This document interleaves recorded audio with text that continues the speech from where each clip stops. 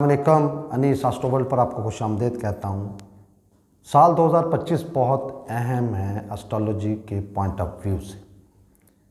इस साल और ख़ास तौर पर मार्च, अप्रैल, मई, ये जो 3 महीने, इसमें बहुत बड़े बड़े स्टार्स जो हैं वो उनकी ट्रांजिट हो रही है, उनकी एक बुर्ज से दूसरे बुर्ज में जा रहे हैं। ये राशि गोचर इसको कहा जाता है, एक राशि से दूसरी राशि में जाना। 29 मार्च 2025 को इस आसमानी कौंसल में जो सबसे अहम स्टार, सबसे अहम ग्रह, सबसे अहम सियारा सैटर्न, जिसे शनि कहा जाता है या जिसे ज़ोहल कहा जाता है, इसे चेंज हो रहा है ये, और ये ज़ोडिक हाउस पाइसेस में जा रहा है, एक्वेरियस से पाइसेस में जा रहा है। एक्वेरियस में या कुंभ राशि में या बुर्ज दल्लो में ये तकरीबन 2.5 साल यहाँ पर मौजूद रहे। ये किसी भी बुर्ज में जब भी इसकी ट्रांजिट होती है, जब भी इसकी बुर्ज तब्दीली होती है या गोचर होता है इसका, तो एक राशि में, एक बुर्ज में, एक ज़ोडिक हाउस में ये तकरीबन 30 महीने रहता है। तकरीबन 30 महीने इसका रहना लाजमी होता है। तो इसके 30 महीने या इसका टाइम इस एक्वेरियस में, दल्लो में या कुंभ राशि में मुकम्मल हो चुके हैं। और 29 मार्च 2025 को ये बुर्ज हूत में, पाइसेस ज़ोडिक हाउस में या मीन राशि में ये इसकी ट्रांजिट होगी, इसका गोचर होगा। बहुत अहम ट्रांजिट है, गोचर है ये। और आने वाले दिनों में इसकी ट्रांजिट से, इसके गोचर से दुनिया, तमाम जो दुनिया है इसमें इसके असरात नुमायाँ नज़र आएंगे, क्लियरली नज़र आएंगे इसके असरात। ये इंसाफ का देवता है, न्याय का, ये न्याय का देवता है, इसको बोला जाता है, इसको इंसाफ का बोला जाता है। ये हर किस्म के प्रोफेशन का भी कारक है। ये इंसान के जो कर्म जिसे बोला जाता है, कर्मा का भी मालिक है। बहुत अहम ट्रांजिट है, बहुत अहम रिज़ल्ट होंगे इंशाल्लाह। और इसमें एक और चीज़ क्लियर कर दूं कि जब भी इसकी ट्रांजिट होती है, इसका गोचर होता है, तो कई लोग जिनका मून कि ये एक घर पीछे हो या मून के साथ आ जाए या एक घर मून से आगे चला जाए, तो साढ़-सत्ती से बोला जाता है, वो रुनुमा होती है और उसके नेगेटिव असरात देखने को मिलते हैं। ज़्यादातर उसके असरात नेगेटिव होते हैं। साढ़-सत्ती शुरू होगी कई लोगों की, उनका एक 29 साल के बाद एक, या इसकी साढ़-सत्ती शुरू होती है, हर बंदे की होती है। ये लाइफ में 3 मरतबा लाजमी आती है। कई लोगों की ये पहली साढ़-सत्ती होगी, कई लोगों की ये दूसरी होगी, और कई जो हैं उनकी ये तीसरी साढ़-सत्ती स्टार्ट होगी। मैं फिर रिपीट कर रहा हूँ, कई लोगों की ये साढ़-सत्ती उनके कुंडली, उनके जायचा, उनके असेंडेंट चार्ट में मून जहाँ पर, अगर मून मेष में हो या मून आपका पाइसेस में हो या जिसे मीन राशि कहते हैं उसमें हो, तो ये आपके साढ़-सत्ती का दूसरा टर्न्योवर शुरू हो जाएगा। अगर मेष में होगी तो साढ़-सत्ती स्टार्ट होगी, अगर मीन में होगी तो ये अगर मून मीन में होगा तो ये उनका साढ़-सत्ती का दूसरा टर्न्योवर होगा। और अगर आपका मून कुंभ राशि में हुआ तो ये आपकी दूसरा टर्न्योवर होगा आपका। तो इस लिहाज से साढ़-सत्ती का ये, और साढ़-सत्ती 2.5 साल के 3 फेज़ होते हैं, 2.5, 5 और 2.5, 7। साढ़-सत्ती का मतलब ये है 7.5 साल का ये टाइम होता है। ये ज़रूरी नहीं है कि हर नाक़स हो, ये कई मामलात में नेगेटिव रिज़ल्ट जो इल्म बताता है या जो ज्ञान बताता है उसके मुताबिक नेगेटिव रिजल्ट 100% इसके किसी ना किसी चीज़ में, किसी ना किसी फील्ड में आपके ये जो 12 घर हैं राशियाँ, 12 राशियाँ हैं, 12 बुर्ज हैं, इनमें कोई ना कोई राशि बुर्ज को ये नेगेटिव रिजल्ट 100% देता है। तो आज मैं इसकी राशि वाइज या ज़ोडिक हाउस वाइज या बुर्ज की तरतीब के मुताबिक मैं आपको इसके असरात बताऊंगा। सबसे पहले बात करते हैं मेष राशि लगन की या बुर्ज हमल के जायचा की या एरीज असेंडेंट चार्ट की। आपके चार्ट में, आपकी कुंडली में, आपके जायचा में ये 12वें घर में इसकी ट्रांजिट होगी। अगर आप अपना चार्ट सामने रखें तो पाइसेस या मीन या हूत जो है आपके कुंडली जायचा के 12वें घर में आता है और वहाँ से ये आपके फाइनेंस फैमिली को देखेगा, आपके छठे घर, कुंडली के छठे घर को देखेगा जो कि रोग का घर है, बीमारी का घर है, कर्जे का, लिटिगेशन का और आपकी मुलाजमत का घर है। इसी तरह ये अपनी 10वीं नज़र से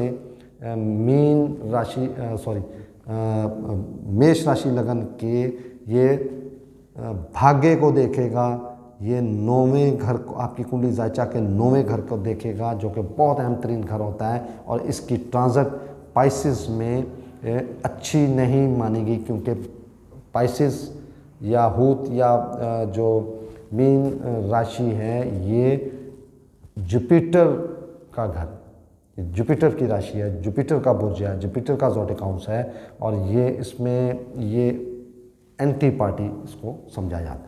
तो ये आपके 12वें घर में बैठ के आपके दूसरे घर को जो फाइनेंस और फैमिली का है, छठा घर लिटिगेशन, मुलाजमत, रोग, बीमारी, कर्जा, इस तरह के मामलात हैं और 9वें घर में आपके भाग्य, आपका मज़हब, रिलीजन जो भी है आपका उससे लगाओ, हाई टू हायर एजुकेशन, वालिद साहब का, फादर का घर है और ये आपके भाग्य का घर है, उसको देखेगा।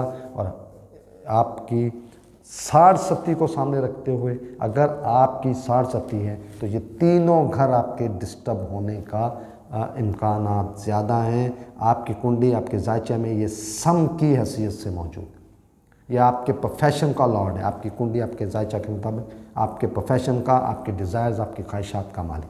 अब बात करते हैं टॉरस असेंडेंट की, बुर्ज सौर के जायचा की या वृष लगन की कुंडली। इसमें ये आपकी कुंडली जायचा के 11वें घर में इसकी ट्रांजिट होगी और वहाँ से ये आपकी पर्सनालिटी को देखेगा। बीमारी का खदशा हो सकता है, आपकी सेहत के मामला बिगड़ सकते हैं। आपकी कुंडली का ये योग कारक गिरा है। आपके लॉर्ड वीनस के बाद सबसे अहम 3 स्टार जो है वो शनि है, जोहल है या सैटर्न इसको कहा जाता है। ये डायरेक्टली नाकस घर में बैठ के, अपने शत्रु के घर, दुश्मन के घर में बैठ के आपकी पर्सनालिटी को, आपकी शख्सियत को देखेगा। 7वीं नज़र से आपकी एजुकेशन, अगर शादीशुदा हैं तो आपकी औलाद के, लव रोमांस के मामलात, अनसर्टन गेन के मामलात, आपकी प्लानिंग के मामलात को देखेगा। और 10वीं नज़र से ये आपके कुंडली जायचा के 8वें घर को देखेगा जो कुंडली जायचा का सबसे नाकस घर होता है। और ये सडनली होने वाले वाक़यात, एंजाइटी, मुखालफत होना, खुदा न खास्ता कोई बड़ी बीमारी, कोई इस तरह के मामलात होते हैं, उनको देखेगा। और ये वहाँ पर अगर आपका लॉर्ड अच्छी हालत में हुआ तो इंशाल्लाह आपको अच्छे रिजल्ट मिलेंगे। अदरवाइज़ ये अगले आने वाले 2.5 साल अगर सारसती के मामलात भी हुए तो ये आपके लिए ये ट्रांजिट अच्छी नहीं हो। अब बात करेंगे जेमिनी असेंडेंट की, बुर्ज जोज़ा के जायचा वाले या मथन राशि लगन की कुंडली वाले। आपकी कुंडली आपके जायचा में 29 मार्च 2025 को सैटर्न, शनि या जोहल जिसे कहते हैं, उसकी ट्रांजिट आपके कुंडली जायचा के 10वें घर में होगी। आपकी कुंडली जायचा के मुताबिक ये कारक गिरा है, आपके भाग्य का लॉर्ड है और ये उठ के आपके प्रोफेशन में जा रहा है। बहुत आउट क्लास पोजीशन होगी आपके प्रोफेशन के हवाले से, आपकी लक के हवाले से, आपके मज़हब, रिलीजन जो भी आपका है उसके के हवाले से, हायर टू हायर एजुकेशन के हवाले से, और आपके वालिद साहब के साथ अंडरस्टैंडिंग होती हुई बहुत गहरी मजबूत होती हुई नज़र आ रही। यहाँ से ये आपके 12वें घर को देखिए, आपका प्रोफेशन विदेश, अब्रॉड, बैरून मुल्क होने के बहुत ज़्यादा चांसेस हैं। जो लोग ट्राई कर रहे हैं, जाना चाहते हैं, उनके लिए ये बेहतरीन टाइम शुरू होने लगा है। और यहाँ से ये 7वीं नज़र आपके कुंडली जायचा के 4थे घर को देखेगा, जो कि वालदा का घर, माँ का घर है, सुख का घर है, ज़ाती सवारी, ज़ाती रिहाइश का घर है। बहुत आउट क्लास घर होता है ये। और ये एक योग कारक की नज़र से, आप वो कारक की नज़र से आपके इस घर को देख के उसके मंसूबा, ये ट्रियरी का भी घर है, ख़जाने का घर है, प्रोफेशन से रिलेटेड इनकम का मजबूत तरीन घर होता है। बेहतरीन रिजल्ट होगा आपके लिए। और यहाँ से ये आपकी पार्टनरशिप को देखेगा, पार्टनरशिप आपकी अच्छी कर देगा। पार्टनरशिप में आप ध्यान रखते हुए नज़र आ रहे हैं, ख़ास तौर पर अगर आप मेल हैं तो मेल फीमेल्स अपने पार्टनरशिप का, अपने पार्टनर का बहुत ध्यान रखते हुए नज़र आ रहे हैं। ओवरऑल ये अगले, अगर खुदा न खास्ता आपकी साढ़ सत्ती के मामला ना हुए या आपका लॉर्ड अच्छी जगह ना हुआ, तो ये रिज़ल्ट कम होकर 50% 40% पर भी जा सकते हैं। अब बात करेंगे कर्क राशि लगन की कुंडली की, या जिसे कैंसर असेंडेंट चार्ट कहते हैं, या बुर्ज सरतान का जायचा। इस कुंडली में, इस जायचा में, इस चार्ट में सैटर्न, शनि या जिसे जोल कहते हैं, ये मारक गिरा की पोजीशन पर निहायत नाकस रिजल्ट देने वाला ये गिरा है। और ये आपके भाग्य में, आपकी कुंडली जायचा के 9वें घर में इसकी ट्रांजिट होगी। और यहाँ से ये आपकी डिज़ायर्स, ख्वाहिशात, बड़े बहन भाई, लाभ के मामलात को डिस्टर्ब करता हुआ नज़र आ रहा है। 7वीं नज़र से आपकी जो जिम्मेदारियाँ हैं, छोटे बहन भाई हैं, आपकी हिम्मत, हौसला, बहुत ज़्यादा मेहनत करेंगे, बहुत वर्क करेंगे, बहुत स्ट्रगल करेंगे। रिज़ल्ट शायद आपको आपकी सोच के मुताबिक ना मिल सके। और इसी तरह 10वें घर में ये आपके 10वें नज़र से आपके 6ठे घर को देखे, बीमारी का घर है, लोन का घर है, ये लिटिगेशन का घर है, मुलाजमत का घर है, ये जो भी नेगेटिव मामलात होते हैं उसका, शत्रुओं का, दुश्मनों का घर भी इसको कहा जाता है, उसको देखेगा। नाकस प्लेसमेंट है।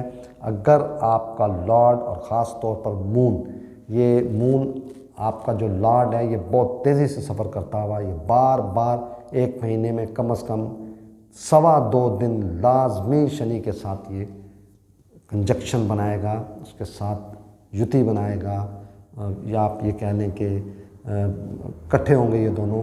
तो ये जो ट्रांजिट है आपके लिए कोई अच्छी साजगार होती हुई नज़र नहीं आ रही। बात करेंगे लियो असेंडेंट चार्ट की, बुर्ज असद के जायचा वाले या सिंह राशि लगन की कुंडली वाले। तो यहाँ पे भी इस कुंडली जायचा में भी आपके इस चार्ट में, आपकी इस जायचा में, आपकी इस कुंडली में शनि जो है, सैटर्न या जोहल जिसे कहते हैं, वो मारक गिरा की पोजीशन पे, और ये आप ट्रांजिट होकर ये आपकी कुंडली जायचा के 8वें घर में, जो सबसे नाकस घर हो, वहाँ पे है। लेकिन यहाँ पर एक चीज़ है कि ये अगर यहाँ पे आया है तो ये एक ख़ास पोजीशन जिसे विपरीत राजयोग कहा जाता है, उस पोजीशन में होगा। आपका लॉर्ड अच्छा हुआ सूरज, और आपके बर्थ चार्ट में शनि अच्छी पोजीशन पे हुआ, तो ये आपको विपरीत रिज़ल्ट देता हुआ भी नज़र आएगा। ये आसमान की बुलंदियों को छू जाने वाला टाइम भी होगा। अदरवाइज़ अगर साढ़ सत्ती के मामलात हुए आपके, या आपका लॉर्ड या आपका जो शनि है पैदाइश में अगर नाकस घरों में हुआ, अच्छे घरों में ना हुआ, अच्छे हाउसेस में, भाव में ना हुआ, तो ये यहाँ पर इंतहाई नाकस रिजल्ट देता हुआ भी नज़र आएगा। अब बात करते हैं विर्गो असेंडेंट चार्ट की, बुर्ज सुंबला के जायचा वाले या कन्या राशि लगन की कुंडली वाले। इस कुंडली में, इस जायचा में, इस चार्ट में शनि कारक गिरा है आपकी इस चार्ट में एजुकेशन का, औलाद का, संतान जिसे कहा जाता है उसका, आपकी प्लानिंग का, आपके लव रोमांस का लॉर्ड है। और ये इसकी ट्रांजिट आपके कुंडली जायचा के 7वें घर में जो पार्टनरशिप का होता है, ये अकॉर्डिंग टू वैदिक एस्ट्रोलॉजी राजयोग की पोजीशन बनती है। यहाँ पे बहुत अच्छा रिज़ल्ट तो नहीं मैं कह सकता, लेकिन अगर आप 60-70 के उस जोन में ना हुए और आपका जो शनि है अगर आपके चार्ट में, आपके जायचा में अच्छी पोजीशन में, बर्थ चार्ट में अच्छी पोजीशन में हुआ, तो ये आपको यहाँ पे राजयोग के रिज़ल्ट देता हुआ नज़र आ रहा है। और यहाँ से आपकी पर्सनालिटी को डायरेक्टली देखेगा, ये ज़बरदस्त पोजीशन होती है ये। और वहाँ से आपके भाग्य को देखेगा, मज़हब के पक्के होंगे आप अपने वालिद साहब से बहुत अटैच होंगे, मज़ीद इसमें बेहतरी आएगी इंशाल्लाह। और भाग्य, लकी पर्सनैलिटी 10वीं नज़र से आपके सुख को देखेगा,